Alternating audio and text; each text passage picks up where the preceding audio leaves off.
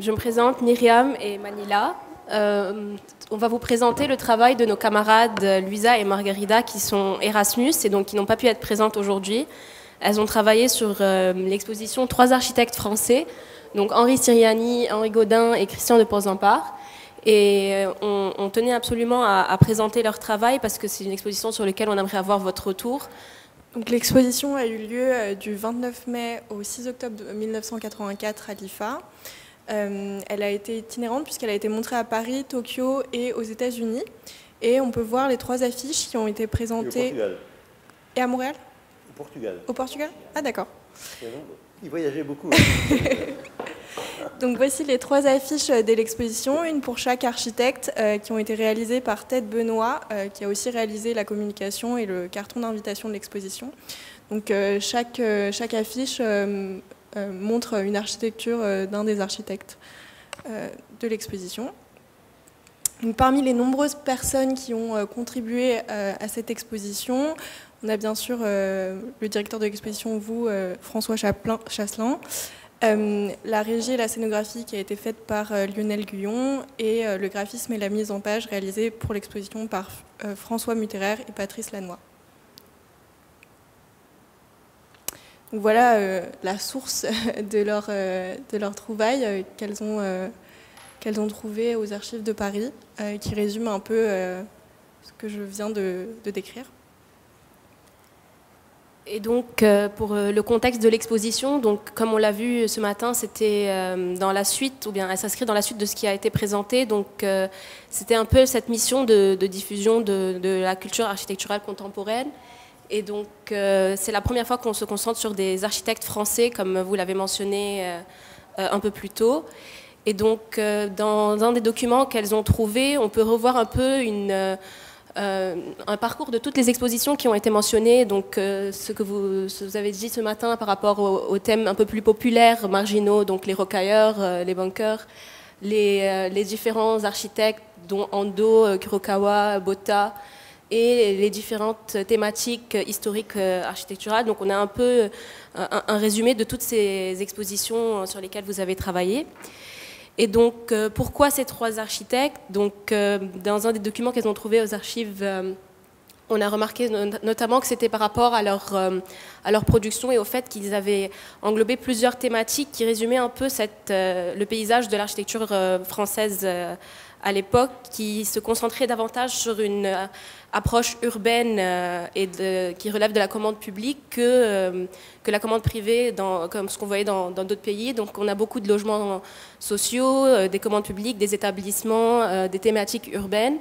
Et donc ces 3 architectes, à eux 3, ils englobent un peu plusieurs de ces thématiques et ils constituent certains phares. Donc comme on a pu le retrouver, je cite la deuxième partie de cet extrait-là. Donc c'était des phares, et donc ils constituent à eux 3 une sorte de panorama un peu du paysage qu'on avait à l'époque.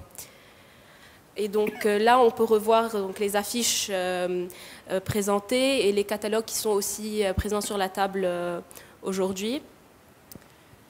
Alors, pour la scénographie, l'exposition commençait avec Henri Siriani, en partant de la Grande Galerie en entrant, où il y avait des projets de logement et ce qu'il appelle la notion de pièce urbaine. Donc ça allait jusqu'à la salle basse, où on avait des maisons et d'autres projets de logement. Ensuite, c'était de la salle baptisée Stonehenge à la galerie d'actualité, l'exposition d'Henri Gaudin, s'ouvrant sur son projet de diplôme, puis ses projets construits et enfin les concours auxquels il avait participé. Et enfin, pour l'œuvre de Christian de Porzampar, qui allait de l'ancienne galerie à la petite pièce qui la précède, qui montrait en fait chronologiquement ses projets. Et dans une dernière salle, dans la pièce en haut des escaliers, se situaient les 3 architectes avec des diaporamas qui montraient leurs projets dans une même salle. qu'on a trouvé quelques photos aussi de la scénographie de l'époque, donc avec des maquettes, des photos d'architecture et des dessins. Et donc, pour ouvrir sur la discussion, donc, vous avez mentionné plus tôt que c'était assez, on va dire que ce n'était pas très commun d'avoir des monographies d'architectes. Donc, quand il s'agit de 3 architectes et qu'il faut scénographier cette exposition, quels ont été les défis? Comment vous avez fait pour organiser et coordonner cette exposition en collaboration avec ces 3 architectes-là? Donc, on aimerait vous entendre par rapport à ce sujet. Alors déjà l'ordre, on a pris l'ordre alphabétique, imparable, Siriani, Godin, Porzampar, ça correspondait à peu près aux espaces qu'on avait à l'IFA. Vous avez vu, c'était un peu compliqué, il y avait une très grande pièce à l'entrée, comme ça, assez moderne, et ensuite c'était des anciens locaux. Donc il a fallu d'abord qu'ils acceptent cet ordre-là. Ensuite il y avait des maquettes, il y avait pas mal de maquettes, il y avait des dessins originaux, beaucoup de dessins originaux, parce que ces 3 architectes-là dessinaient énormément, ce qui n'était pas le cas de tous les architectes à l'époque, il y avait énormément de dessins originaux, et des photographies de bâtiments réalisés, parce qu'ils avaient déjà construit pas mal. Alors, en ce qui concerne les maquettes et les dessins, il fallait trouver un moyen de les présenter le mieux possible, mais ce n'était pas insurmontable. Par contre, les photos, c'était assez compliqué, parce que il fallait les voir de loin. On ne pouvait pas faire des petites photos comme ça. Ça n'allait pas. Il fallait trancher avec les dessins originaux. Et je ne sais pas si on voit là, non, on ne voit pas avec des photos, non, il faut revenir un peu en avant. Je voudrais vous montrer quelque chose. Là, on voit sur Porzampar, là-haut. Ils avaient des très grandes photos, et c'était une exposition qui était destinée à l'itinérance déjà. On savait qu'il fallait la faire itinérer. Donc si on faisait des photos de 3 mètres par 3 mètres, c'est absolument impossible à faire itinérer. Donc je les ai convaincus qu'on pouvait faire des grandes photos en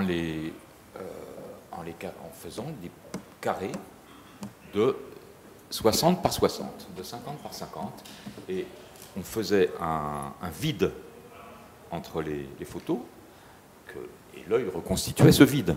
Mais c'était très mal vu. On m'a dit, on n'a pas le droit d'enlever un bout de photo comme ça et de faire ça. Mais pour que ça itinère, il fallait bien que les photos, on faisait des piles de photos comme ça faisait 60-60, et hop, tout partait à l'étranger. C'était transportable.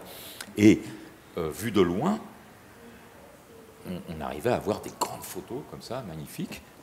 Il manquait un petit bout, l'œil reconstitue, ça va, c'est parfait. Donc ça, c'est une petite astuce de scénographie. Voilà, ça a marché. Les couleurs aussi, hein, on a mis 3 couleurs différentes. Ça, on avait déjà expérimenté un petit peu avec Prouvé. Et puis, voilà, le reste, c'était eux qui ont fait un peu... C'était tellement riche qu'il n'y avait pas un gros problème de scénographie, quoi. Mais ça, c'était le coup de couper les photos et d'enlever une partie. Ça a bien marché. Voilà.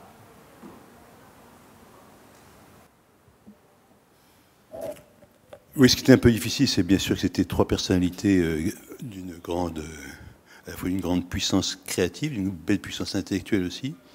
Heureusement, tous de très bons dessinateurs, surtout Godin et Siriani. Porzampar, à l'époque, était moins bon dessinateur peut-être qu'il n'est devenu. Je ne sais pas si vous avez vu l'exposition qu'il a faite pour l'Institut près du Pont des Arts le mois dernier. C'est devenu un dessinateur vraiment très remarquable, mais à l'époque, c'était plus difficile, plus souffrant, je dirais pas souffreteux, mais enfin, il avait plus de... Il était un peu en devenir, alors que les autres étaient d'une très grande maturité du point de vue de leur dessin.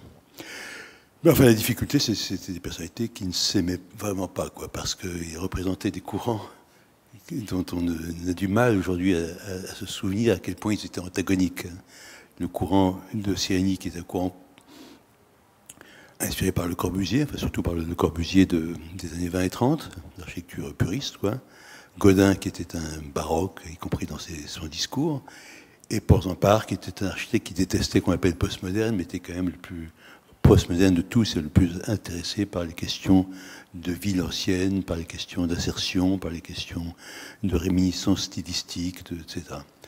Donc il représentait trois courants antagoniques qui ne s'aimaient pas, qui avaient eu des conflits parfois très violents dans des concours où ils s'étaient opposés, où l'un ou l'autre avait gagné. Donc ça, c'était difficile. On avait choisi trois commissaires. Je ne me souviens plus bien qui étaient commissaires des uns et des autres. Je sais que pour Siriani, c'était mon frère qui était un élève de Siriani, et en même temps que de Huette d'ailleurs, mais pour Godin, ça devait être Armel Lavalou. Enfin, on leur avait mis à chacun un intermédiaire, un interlocuteur aimable. Et puis la chose s'était faite quand même extrêmement facilement, sauf à un moment, je me souviens d'un problème, c'est sur la question de l'édition du catalogue, parce que bien sûr, nos expositions étaient l'occasion de faire des catalogues, qu'il y avait peu d'éditeurs à l'époque d'architecture, et que donc ils étaient assez désireux d'avoir les catalogues. Même si c'est eux qui finançaient, on ne finançait pas du tout les catalogues. Hein. Donc il y avait, je ne sais pas qui était, il y avait Mardaga avec un éditeur belge avec qui on a fait pas mal d'ouvrages, par exemple sur Vendonneau, sur tel ou tel. Il y avait le Moniteur qui en faisait beaucoup, il y avait Lecta Italie aussi. Enfin, bon, il y avait comme ça quelques éditeurs avec qui on faisait des choses. Et ils étaient en conflit assez fort et parfois les architectes avaient une relation, une promesse faite. Donc il y a eu quelques problèmes pour l'édition du catalogue, je me souviens, parce que je crois que Christian Porzapar avait plus ou moins un contrat avec le Moniteur. Donc on l'a fait chez le Moniteur. Et puis un petit accident, c'est que comme ils étaient toujours piqués de bande dessinée, ceux-là, on avait fait faire des affiches par un dessinateur de bande dessinée qui était très célèbre à l'époque, qui s'appelait Tête Benoît. Et vous avez montré tout à l'heure les trois affiches.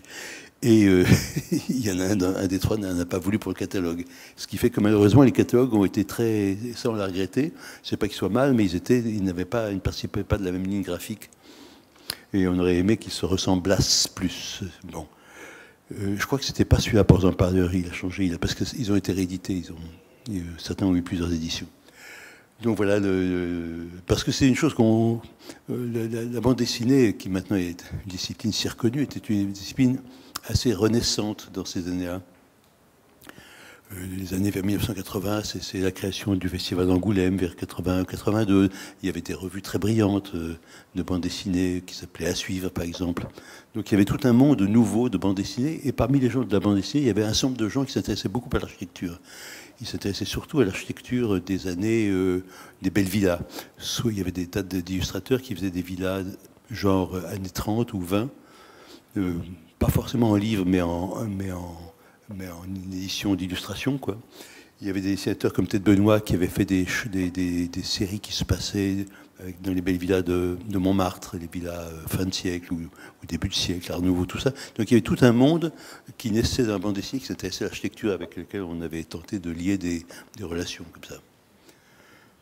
Voilà. Quelle question vous aviez posée par ailleurs ? Non, c'était tout. Mais j'avais une troisième question, c'était par rapport dans l'exposé des filles. Elle mentionne à la fin qu'il y avait une dernière salle où il y avait les trois architectes qui étaient exposés ensemble. Et vous avez parlé de courants antagonistes. Donc comment vous avez fait pour... C'est qu'on n'a pas parlé du local. Le local était un hôtel particulier qui appartenait à un cousin de Giscard, qui avait réussi à obtenir un très très bon loyer de l'administration pour établir l'Institut français d'architecture. Et l'Institut français d'architecture n'était pas destiné à faire de la culture. À l'origine, c'est destiné à être une super école, un peu comme l'Institut Auguste Comte, deux ou trois instituts qui avaient été créés. Donc au début, nous avons... Giscard 2 fois refusé le projet que nous avions proposé, et on a masqué, parce que la direction de l'architecture, c'est l'administration de l'architecture, savait très bien qu'une super école n'était impossible à faire, ça aurait soulevé toutes les écoles d'architecture, tout le milieu architectural était très hostile à l'idée qu'il y ait une nouvelle catégorie qui remplaçait les anciens prix de Rome en quelque sorte, mais qui aurait fait des super architectes très, très, très capables au plan de l'économie, au plan de la politique, au plan de ce qui manque en général au corps des architectes. Donc, mais Giscard y tenait absolument. Giscard avait une grande amitié avec Ricardo Bofill. Il avait un beau-frère qui était architecte très célèbre, dont j'ai oublié le nom, un aristocrate. Pas un beau-frère, mais un proche. Un type de... Il a fait une très très belle école supérieure en briques à Fontainebleau, peu importe. Enfin, il s'intéressait beaucoup à l'architecture, Giscard.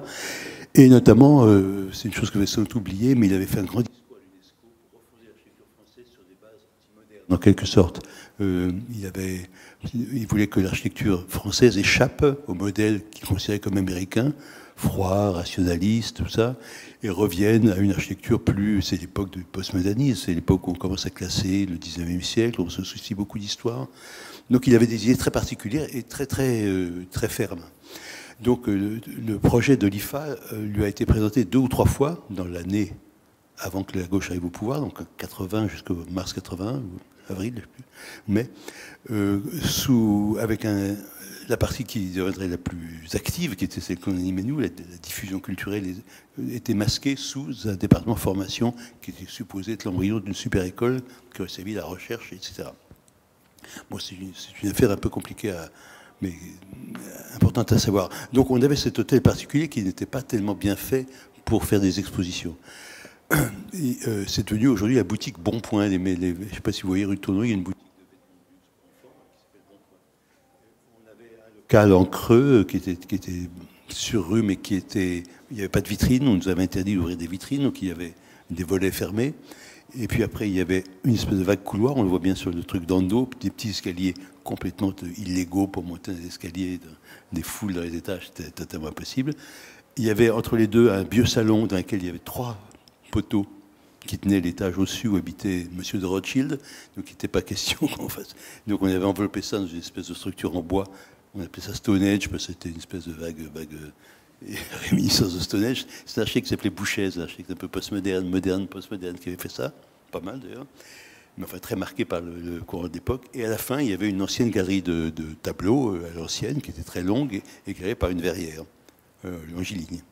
Donc c'était très mal commode, à vrai dire. Mais comme c'était très mal commode aussi, ça nous permettait de fractionner les expositions commodément. C'est pour ça qu'on en faisait beaucoup. On en faisait qui se tenaient dans les divers endroits, parfois des grandes, parfois des petites, parfois des... Et celle-là, c'était dans les 3 endroits. Et ils avaient accepté, je ne sais bien pas comment, que les uns et les autres avaient accepté la pièce qu'on leur donnait, bien qu'elles fussent très très différentes les unes des autres. Pour prendre part, au fond, on avait construit une maquette à très très grande échelle. Elle faisait 2 mètres de haut et peut-être 4 mètres de long, 5 mètres de long, d'un projet qu'on aimait beaucoup à l'époque et que le milieu architectural regrettait de ne pas avoir vu gagner le concours de l'Opéra Bastille, qui était son projet pour l'Opéra Bastille. C'était une très grande chose, une très grande maquette. Voilà. Donc vous voyez, c'était des expositions très différentes les unes des autres, parce que les architectes étaient différents, que leurs esthétiques étaient différentes, que leurs capacités graphiques étaient différentes, que leurs matériaux de maquette étaient différents aussi, mais le fait qu'elles fussent dans 3 espaces tout à fait séparés les rendait très compatibles. Parce qu'on avait aussi une chose, c'est que, aujourd'hui c'est impossible, mais on avait des flopées de ministres. C'est on a eu peut-être 30, 40 ministres qui sont venus au vernissage. Donc ça faisait de ce lieu un lieu... Oui, je téléphonais, c'est Lang venait. Et Lang est venu peut-être 10 fois. Mitterrand est venu 1 fois ou 2. Defer, Paul Quiès, tous les ministres socialistes, Meignery, le ministre centriste. Donc c'était un lieu dans lequel il y avait énormément de cette attractivité particulière d'un vernissage dans des lieux petits quand même, avec tout le temps des ministres. C'était très... C'est une chose qu'on ne peut plus obtenir du tout. Même un ministre ne va plus au Centre Pompidou pour une grande expo, ou rarement, quoi. Donc il y avait cette espèce de magie un peu, de cette facilité de contact avec les gens qui faisait que nos vernissages étaient très, très courus. C'était petit, on n'avait pas combien il y avait pour avoir personne, 500, 200, je ne sais pas, enfin, c'était pas considérable. On avait un grand jardin, donc on pouvait faire des pots. Mais il y avait c'était par rapport au public, puisque quelqu'un voulait qu'on parle du public. Le public n'avait pas grand-chose à voir avec le public de la Cité d'Architecture, parce qu'une expo comme les arts de l'art déco, combien c'est 50 000 peut-être plus. Oui. Enfin, ça se compte dans ce genre de chiffres. Nous et nos visiteurs au total, c'était peut-être 2000, 3000, 4000. Mais c'était tout le milieu architectural. C'était un peu la maison d'architecture, comme est devenu un peu, comme n'est pas ici tout à fait, parce que c'est plus compliqué, plus grand, c'est moins central, etc. Mais comme est un peu le pavillon d'Arsenal, d'une certaine façon. Le pavillon d'Arsenal, tous les architectes de Paris qui s'intéressent un peu à ce qui se passe vont à un vernissage où ils passent. C'était un peu le cas, puisque nous étions rue de Tournon, dans un quartier extrêmement central. Donc le local était mal commode, mais il était magnifiquement situé. C'était l'avantage. Elle a fait date parce qu'elle a installé une génération, en quelque sorte, d'une certaine façon, suivie l'année suivante par celle de nouvelles. La réception, je ne sais rien. Le monde des architectes est un monde qui qui est prompt à se critiquer, à dire du mal des uns des autres, etc. Je ne sais pas quelle a été la réception. La réception de presse, il faudra regarder dans les dossiers, puisque vous avez des dossiers de presse. La réception, je pense qu'il y a eu des gens qui trouvaient que ce n'est pas un bon choix. Mais rétrospectivement, c'était le choix à faire. Puisqu'aujourd'hui, ce sont ceux qui se sont maintenus à un certain niveau de notoriété. Godin un peu moins, parce que c'est une figure différente. Mais oui, je ne sais pas. C'est très difficile de répondre à ça. Je n'ai pas de souvenir de reproches qui nous ont été faits directement. Qu'il y en ait qui est circulé, sûrement. Mais bien sûr, il y a toujours eu dans le monde de l'architecture la haine et la jalousie du vedettariat. On est à la fois très content qu'il y ait des vedettes, et puis on les déteste un peu, on les jalouse. Enfin, c'est comme ça dans tout milieu. Donc j'imagine que pas mal d'architectes vont se dire pourquoi Siriani, pourquoi Porte pas, etc. Bon, en même temps, c'était comme ça. C'est pas nous qui les avons fait, c'est eux qui se sont faits. Parmi les expos dont je me souviens maintenant qui avaient vraiment suscité une très grande colère, c'est une expo que nous avions faite d'une photographe qui aujourd'hui est immensément célèbre, qui s'appelle Sophie Risteluber, qui est une photographe qui photographie des blessures, sur des corps notamment. Et elle avait fait une série sur Beyrouth et sur les destructions de Beyrouth. Donc on avait fait une expo de photos de Beyrouth avec un petit livre chez Hazan, et ça avait été un véritable scandale, ça.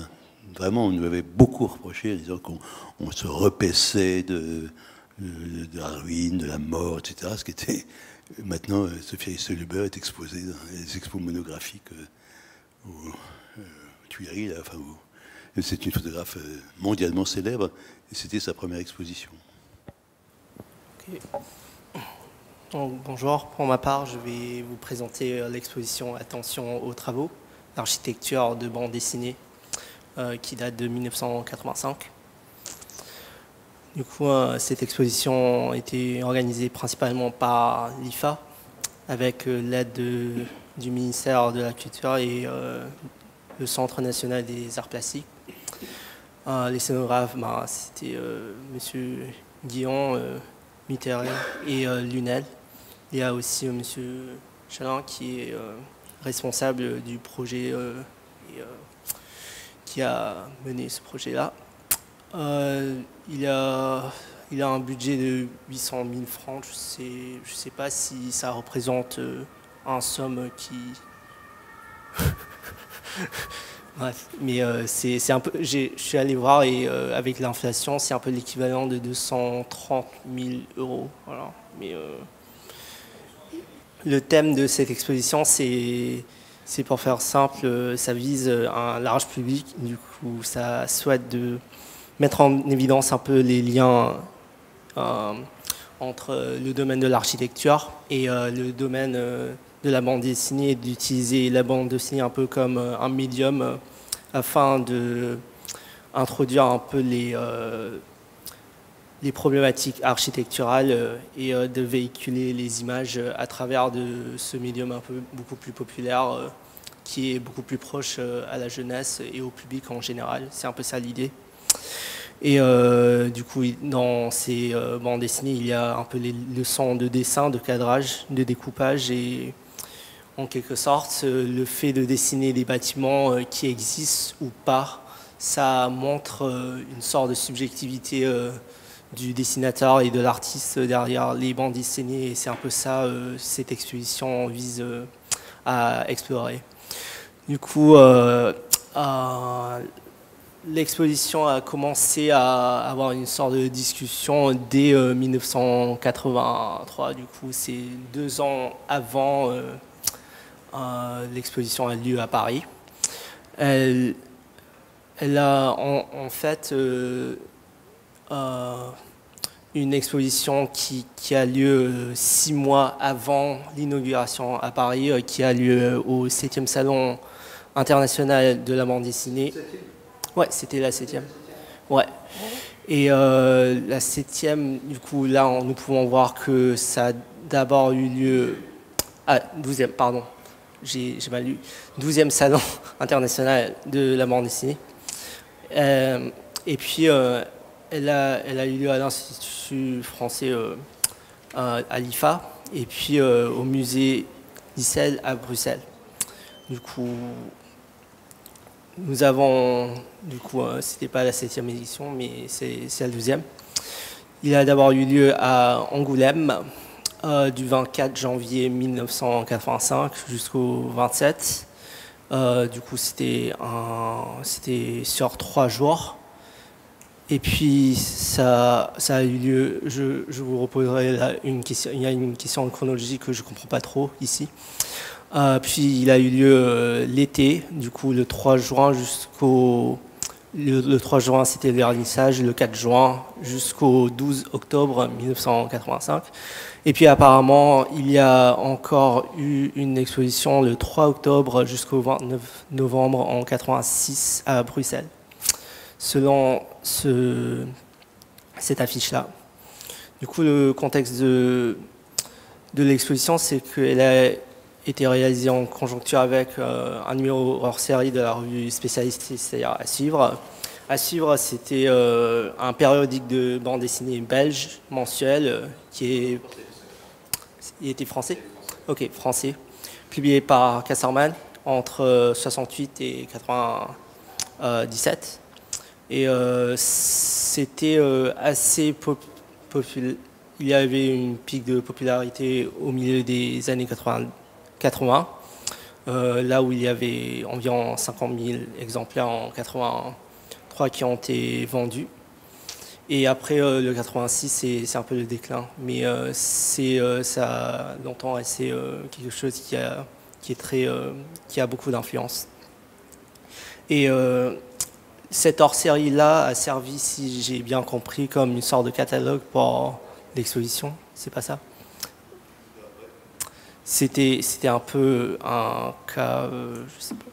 Mais bref, voilà, c'était à quoi ça ressemblait et à quoi le hors-série ça ressemblait. Et ça a directement repris la couverture de l'affiche pour faire la couverture, comme vous pouvez en voir. Du coup, voici un peu le sommaire de ce que ce hors-série contient. Du coup, ça regroupe un peu les différents travaux, des dessins et un texte qui vont en paire et divisés en plusieurs chapitres dans cette hors-série-là. Du coup, locaux se retrouve dans le 6e arrondissement de Paris, du coup 6 rue du Tournant. C'est l'hôtel de Branca et ça reste un lieu qui est assez privé, sauf pour le rez-de-chaussée qui est utilisé pour des vocations commerciales. Nous avons des photos du vernissage, je pense.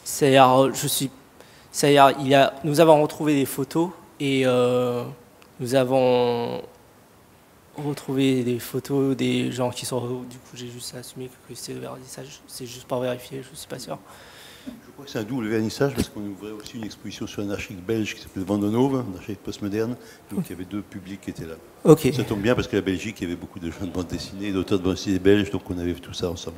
Je vois. Et du coup, il y avait des chanteurs qui sont venus juste pour faire le vernissage.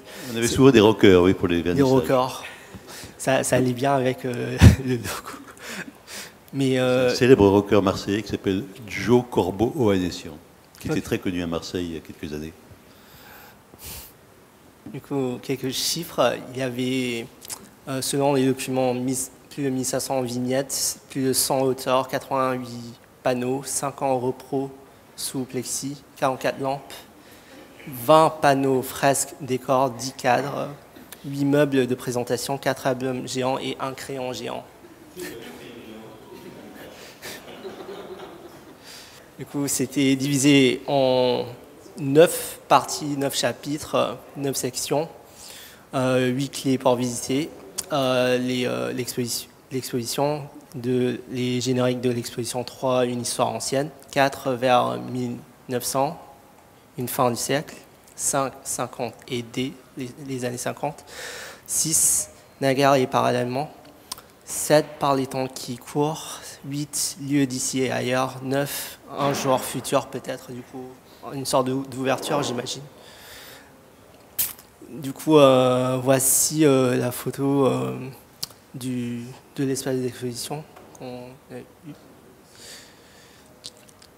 Du coup, j'ai d'abord une première petite question à vous poser. C'est principalement à votre organisation par différentes sections ici qui est assez chronologique. Nous pouvons remarquer que, bon, au début, nous avons au 3e chapitre, on va dire, une histoire ancienne.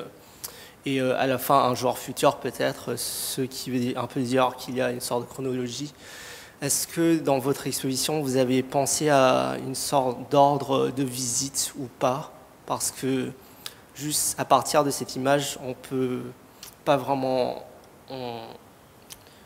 c'est pas vraiment évident s'il y a une sorte de visite ou pas. Du coup, est-ce que les manières que vous avez arrangé les différents thèmes par rapport à l'espace, c'était... Donc il y a 8 décors, vous voyez? Oui, oui. Et il y a des livres, il y en a, je ne sais pas combien il y en a 8 ou 4, je ne sais pas. Oui. 4 livres. Donc on a regroupé dans deux parties dans chaque livre. Vous voyez? Donc c'est vraiment structuré, oui, comme le texte le dit. Hein, oui, c'est des croix. Hein. Donc ce décor-là, ça c'est le même décor, et il revient comme ça. Celui-là, il fait comme ça. Et voilà. Du coup, j'imagine, lorsqu'on fait la visite, ça doit être assez intuitif de... Oui. passer, Oui. Chaque décor correspond à une époque. Hein. On voit bien qu'il y a une époque un peu d'architecture romaine, ou je ne sais pas quoi, ancienne, voilà, etc. Ça, c'est... Mais ça, c'est une itinérance. Ça, c'est pas à l'IFA, ça, c'est à Blois, je crois. Ça. Ok. Oui, du à Blois, coup, oui. C'est pas... Ok. C'est pas Angoulême, ça c'est toujours à Blois, ça, oui. Ok. Oui. Du coup, nous avons... J'imagine que ça, c'est une histoire, c'est la section partie 3. Et nous avons écho de ça. Du coup, voici les différentes images. J'imagine que c'est le même meuble, mais dans les différents locaux, c'est ça? Alors, il y a en plus de ces 8 décors, oui. Il y avait 2 murs extrêmement grands, comme ça, vous voyez, avec des fresques, comme ça, dessus, des dessins originaux, collés sur accrochés à la fresque, et des reconstitutions de pages, comme ça, on les a mises en... Je ne sais pas comment ça peut s'appeler, ça, en accordéon, oui, comme ça, pour en mettre plus. Si on avait tellement, si on les mettait à plat, c'était impossible. Donc on les a mis en accordéon, comme ça on pouvait regarder comme ça de chaque côté. Voilà. Avec un petit éclairage, une toute petite lampe qui éclairait à la fois les deux côtés. Voilà, c'était un petit coup pour l'itinérance, parce qu'on avait fait cette exposition pour le festival d'Angoulême. Et qu'on savait qu'on allait la présenter à Paris après. Donc il fallait qu'elle soit visible à Angoulême, qu'elle soit visible à Paris. Et après, Bruxelles nous l'avait demandé aussi. Donc ça faisait déjà 3 lieux d'itinérance. Ensuite, elle en a fait au moins 5 ou 6 autres, quoi. Donc il fallait que ce soit tout démontable et itinérant. Voilà. Vous disiez qu'il n'y a pas eu de catalogue. Enfin, il y a eu le numéro d'à suivre. Là. Donc, on avait commandé donc, des choses à 28, vous avez dit, 28 auteurs, des bandes dessinées. Mais il y a eu aussi un gros catalogue. Malheureusement, il a brûlé. C'est-à-dire que ce catalogue a été détruit dans un incendie... donc, et puis, non, moi j'en ai un aussi, oui. Et, mais enfin, donc malheureusement, il a brûlé très vite dans son intégralité. Mais il y a eu aussi d'autres versions. Moi, j'ai 2 versions en portugais, une brésilienne et une portugaise. Donc, avec des traductions différentes. Donc, il y a quand même un catalogue en plus, relié, qui ressemble un peu à un album de bande dessinée assez épais, qui reproduisait l'intégralité de nos planches composites. Parce qu'on a fait des planches composites thème par thème, combien 60 peut-être, soixantaine, avec des vignettes, par exemple, sur le thème de l'Empire romain, des vignettes venues de 10 ou 15 dessinateurs qui avaient dessiné l'Empire romain sous diverses formes, ou les maisons néo-50, qui étaient très en vogue, chez Spirou et autres, on avait mis quelques dessinateurs qui dessinaient des maisons néo-50, etc.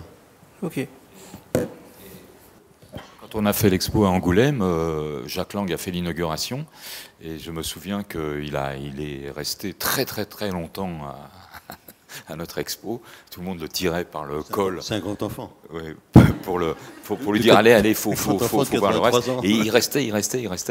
Et quand il a vu ça, il a demandé à François, il lui a dit, mais est-ce que je peux avoir le catalogue? Alors on a dit, ben non, on n'avait pas les moyens d'avoir un catalogue, on n'a pas de catalogue. Il a appelé Mollard, mais si, c'était le directeur de, je sais pas quoi, du livre, je crois. Veillez à ce qu'il y ait un catalogue. Oui. Et après, le catalogue est pas tellement bien mis en page parce qu'on n'avait pas le temps de refaire une mise en page. François Mitterrand n'avait pas le temps. Il a dit on prend les images des grands livres géants et ce sera ces images-là qui feront le catalogue. Mais ça marche très bien. Du coup, voici l'autre côté que j'ai identifié comme lieu d'ici et ailleurs, si je ne me trompe pas. Du coup, c'est un peu la même chose, sauf que du coup ici c'est écrit une fresque peinte par support de bois d'après les pages de garde d'albums d'Hergé. Du coup, Pardon, on a positionné les originaux sur une cloison, on les a protégés par un plexi, et ensuite on a fait le mur bleu qu'on est venu repositionner dessus, ce qui a permis de faire un encadrement géant, quoi. Vous voyez ce que je veux dire? Voilà, pas avoir des petits cadres qu'on colle sur une cloison. De toute façon, j'imagine qu'à Angoulême et à Paris, il y avait des originaux très nombreux, mais que dans l'itinérance, ça devait être des reproductions. D'ailleurs, c'est marqué ici, bromure sous plexi, etc. Donc c'était des reproductions. On n'avait pas envoyé un Tardy oui, exactement, comme ça, au Brésil, dans des conditions différentes. Donc c'était des reproductions qui itinéraient, j'imagine, pour l'essentiel. Et tout était absolument démontable. Là, ça se voit pas, mais tout était démontable et ça partait dans des caisses finalement pas gigantesques, comme enfin de 2 mètres par 3, quoi. Mais tout était démontable. C'était pas. Ça, c'était assez magique, ça. Il n'y a pas d'ordinateur à l'époque. Vous vous rendez compte? On travaillait tout ça. On travaillait tout ça à la main. Hein. C'était incroyable, quoi. C'était un boulot. Mais ouais, ça marchait quand même. Hein. On y arrivait. Hein.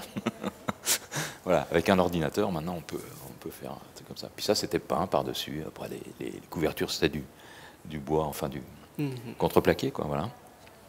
Du coup, il y a une référence au Lotus bleu de Tintin.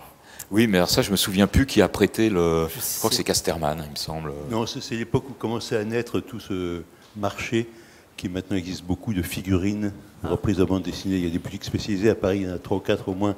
Et il y avait un type qui faisait des objets très luxueux comme ça en céramique, je crois, d'après des figures. Ce qui valait assez cher d'ailleurs. Des figures, parce que c'était pas en plastique, hein, je crois que c'était en céramique, des figures de Hergé. C'était un peu le début de toute cette marchandisation maintenant à outrance des figures de bande dessinée. Du coup, voici quelques exemples des planches qui ont été présentées. Et voici les images. Il y avait des analyses un peu comme ça qui accompagnaient des planches. Du coup, celui-là, ça disait que la façade en fait n'existe pas et que ça remplace un bâtiment préexistant parce que l'auteur pensait que c'était plus harmonique apparemment. C'est plus beau comme ça. J'ai juste avant de terminer, j'ai juste 1 ou 2 questions à vous poser. La première question, c'est par rapport aux dates. C'est-à-dire, nous savons que le premier exposition, du coup, c'était pour l'événement qui avait eu lieu j'ai oublié le lieu, mais c'était à côté de Bordeaux. À Angoulême? Ouais, Angoulême. Angoulême, oui. C'était en février. Oui, c'était en janvier. C'était en fin janvier. Et il y avait dans une lettre en disant que ça allait passer à Bruxelles avant que ça passe à Paris. Non, c'était pas ça. C'est venu à Paris ensuite. Ensuite, ça a été à Bruxelles. Ok. Et c'était allé ailleurs avant que ça arrivait à Helsinki, Sao Paulo, Oslo, Rio de Janeiro. D'accord. Parce qu'il y a aussi dans une lettre... Lisbonne. Qu'est-ce qu'il a voyagé? Je ne disais pas parce que moi je restais à taper la machine. Parce que dans une lettre, je croyais que c'était mentionné que vous voulez limiter un peu le nombre de déplacements pour c'était juste pour les originaux ou c'était... Oui. Ok, du coup, pour Sao Paulo et tout ça, c'est sans les originaux, c'est juste... C'était des reproductions des originaux. Ouais. D'accord.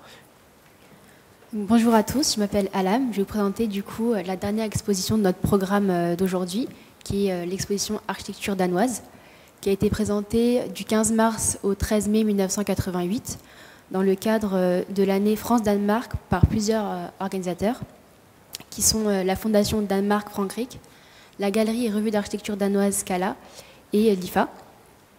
Le but de l'exposition était de montrer l'importance de l'architecture danoise, à la fois sur le plan international, donc en montrant le travail des architectes danois à l'étranger, et sur le plan national en présentant différents types d'architecture danoise. L'organisation de l'exposition se présentait autour de 3 axes. 4 grands architectes danois étaient le premier, suivi d'une mosaïque d'architecture, et le 3e et dernier axe était intitulé Film et vidéo. Pour le premier axe, on avait 4 ateliers d'architectes qui étaient présentés. Je m'excuse d'avance pour le nom des architectes si je me trompe. Le premier atelier était Gjer et Reichter, qui était un atelier qui était connu selon le communiqué de presse de l'exposition pour l'un des plus beaux exemples de la période brutalistique, qui était l'école de journalisme de Aarhus de 1973. L'atelier a exposé plusieurs projets. J'ai sélectionné celui-ci qui était présenté dans la brochure de présentation, qui sont les immeubles d'habitation des Docks de Londres de 1987, donc comme on peut le voir sur la première photographie. Le second atelier était l'atelier Dissing et Wetling, qui travaillaient des plans assez simples, des façades sobres et belles dans leur proportion, des matériaux raffinés et la perfection dans le détail. Parmi les projets qu'ils ont également présentés, comme le premier atelier, il y avait la Banque nationale d'Irak. Le 3e atelier était l'atelier CF Moller, qui a été fondé en 1924. Les collaborateurs de cet atelier étaient sensibles au choix des matériaux. Ils cherchaient des solutions assez simples et nettes et apportaient une grande attention à l'adaptation à l'environnement. Donc, comme on peut le voir avec ce projet d'immeuble d'administration pour le groupe EDB à Herning. Et le 4e et dernier atelier de ce premier axe était l'atelier d'Henning Larsen, qui est un architecte danois qui avait une sorte de volonté à s'ouvrir à la nouveauté, qu'il combinait avec une volonté de travailler avec la tradition architecturale danoise, avec des valeurs telles que l'ordre, la sobriété et le désir de perfection.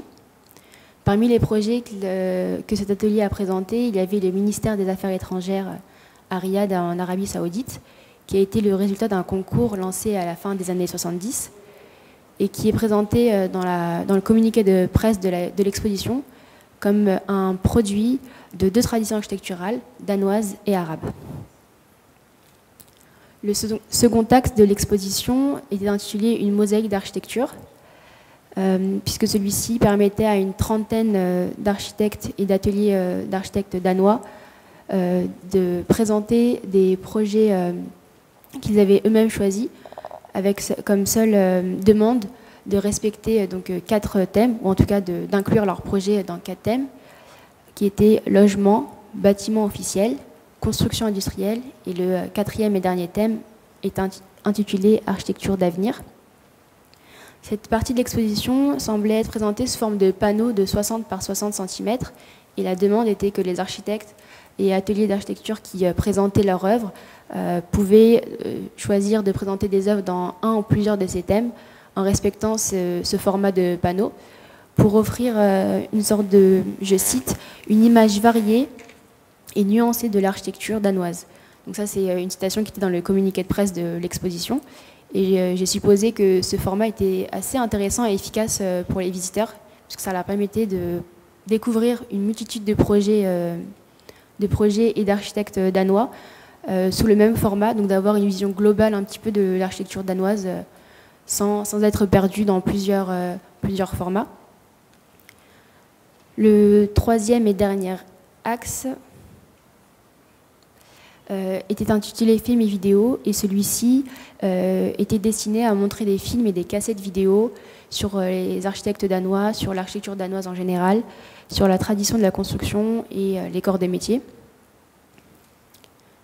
Avant de terminer cette présentation avec quelques questions, Je voulais vous présenter à vous tous des images que j'ai pu découvrir dans le dossier d'archives de l'exposition, qui ne sont pas forcément des images de l'exposition elle-même, mais des images des projets qui ont été présentés, que j'ai notamment évoqués au début de présentation, comme l'immeuble d'administration du groupe EDB, ou encore le ministère des Affaires étrangères, donc là une photographie je suppose, de l'intérieur. La troisième image est un collage qui, j'ai supposé, était présenté dans le deuxième axe de la présentation, où ce deuxième axe où les architectes avaient un peu cette liberté de présenter ce qu'ils voulaient comme visuel. Donc je trouvais très beau, donc je voulais le partager avec vous tous. Et ces dernières images sont des photographies du projet de Henning Larsen d'une bibliothèque, qui était également présente dans le dossier d'archives de l'exposition. Donc comme je disais, il n'y avait pas forcément d'image de l'exposition elle-même dans le dossier, et ça m'amène à poursuivre avec des questions que j'ai, notamment sur la scénographie et sur comment l'exposition a été organisée. Est-ce qu'il y a d'autres détails qui ont été réfléchis en plus de ces panneaux de 60 par 60? Oui, non, j'ai pas vraiment de souvenir de cette exposition. C'est une exposition, je me souviens que c'était une exposition itinérante, déjà qui était destinée à tous les pays du monde. C'était Henning Larsen, je crois, qui s'en occupait, quoi, qui était le promoteur de cette exposition. Bon, il n'y avait pas de... C'était enfin, à part l'architecture elle-même, c'était pas une exposition au niveau scénographique qui était très intéressante, puisque il y avait que des panneaux 60-60 qui suffisaient d'accrocher au mur, voilà, sans se tromper. Comment ? Oui, et l'affiche est quand même de François Mitterrand, voilà. Mais c'était François, toi tu étais parti, bon, ouais, il tapait ailleurs, et t'as vu un truc de stagiaire, je crois, à Architecture d'aujourd'hui, ouais. Et voilà, donc nous, c'était une exposition qui nous tombait dessus comme ça, qu'il fallait accueillir, et voilà, on l'avait accueilli avec gentillesse, mais on n'avait pas notre mot à dire, quoi. Donc c'était... Voilà. Il n'y avait pas vraiment de choix dans la scénographie. Non, il n'y avait pas tellement d'expositions itinérantes. Si, il y avait au début, là, il y a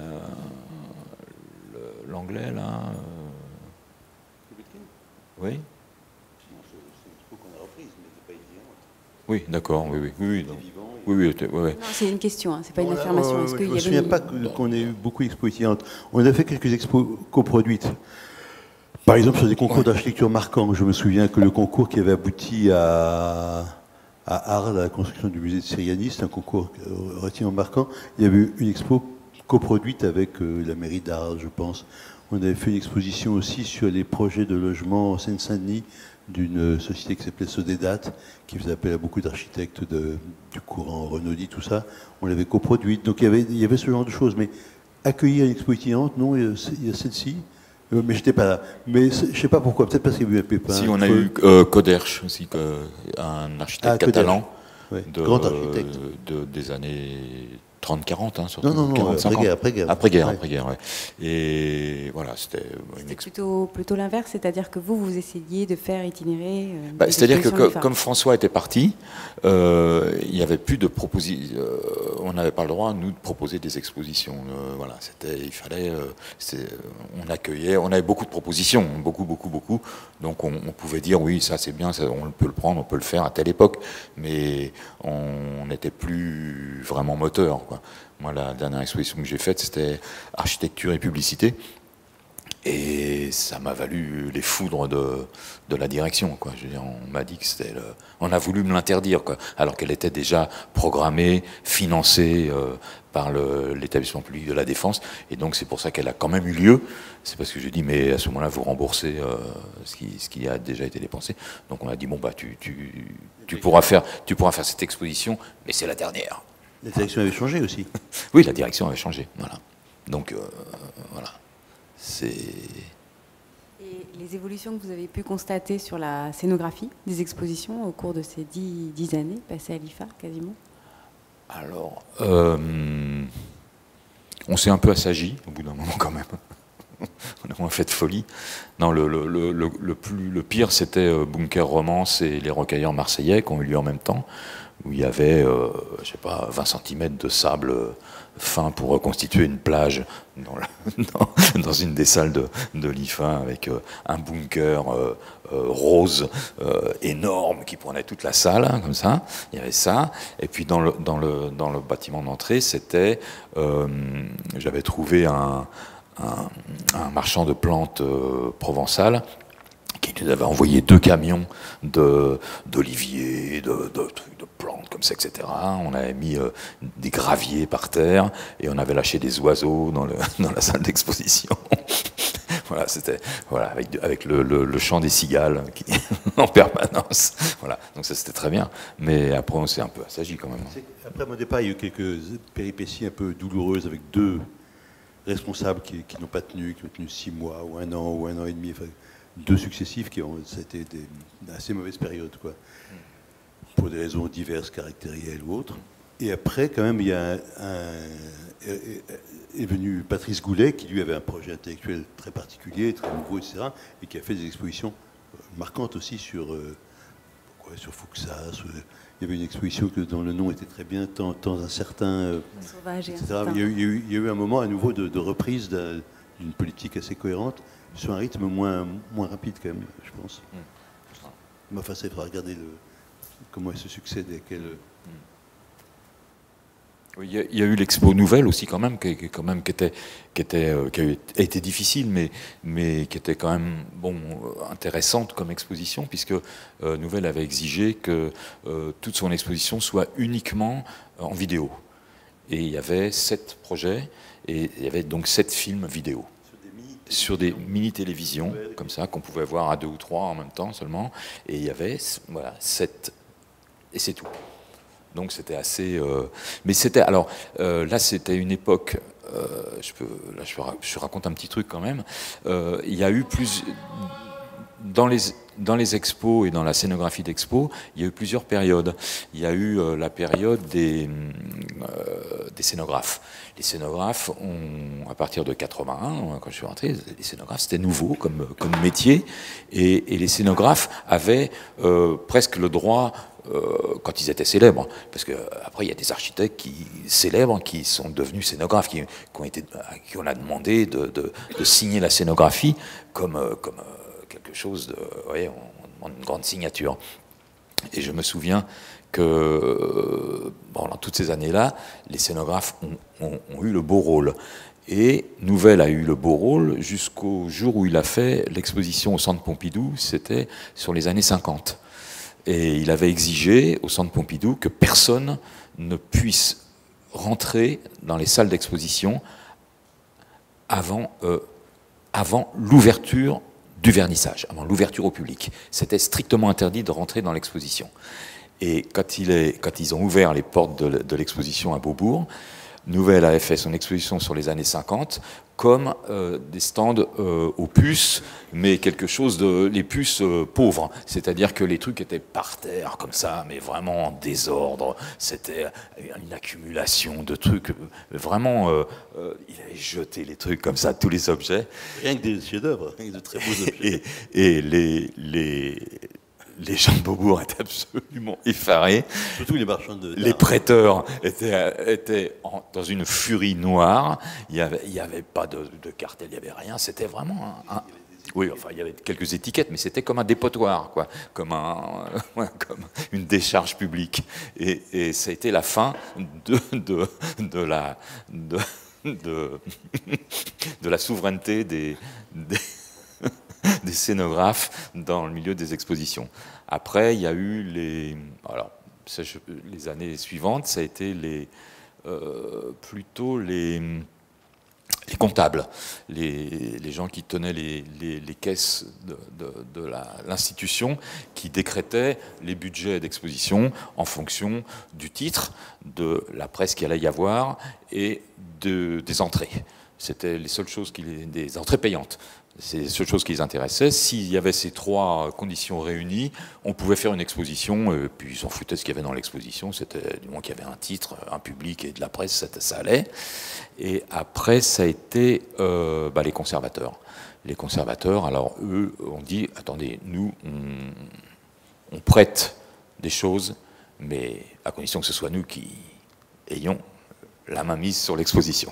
Alors là, bon, les conservateurs ont fait la loi, maintenant je ne sais plus où ça en est. Mais bon, vous voyez, il y a des périodes comme ça où voilà, il y a le pouvoir qui change de main. Et à l'IFA, c'était... À l'IFA, non, à l'IFA, c'était... À l'IFA, il n'y avait pas de conservateur. Non. On a oublié de dire une chose quand même, c'est qu'une partie... On était donc plusieurs départements. Hein. Nous, on faisait des expos en principe, à peu près toutes, mais pas toutes quand même. Bruno Fortier, qui faisait un travail d'histoire sur Paris, a fait 1 ou 2 expos. Epron, qui dirigeait le département formation, a fait au moins 1 exposition sur les usines. Oui. Et Maurice Culot, qui s'occupait des archives, lui en a fait au moins 10 ou 15, et souvent absolument magnifiques, y compris les expos de création. Une expo qui s'appelait la Villa Laurentine. Il y a une villa romaine qu'on connaît par une description très précise qu'on a fait son propriétaire, qui est Pline. Et donc, c'est un exercice classique autrefois dans les écoles, c'est de faire dessiner la villa romaine de Pline, qu'on ne connaît que par sa description. Et Maurice Culot avait demandé à pas mal d'architectes postmodernes en vogue à l'époque. Et donc, il y a eu des très belles expos de Maurice Culot, très très belles. Hein. Oui. Il sera là la prochaine fois. Pardon ? Il sera là lors de la prochaine séance. Oui, non, mais c'était majeur.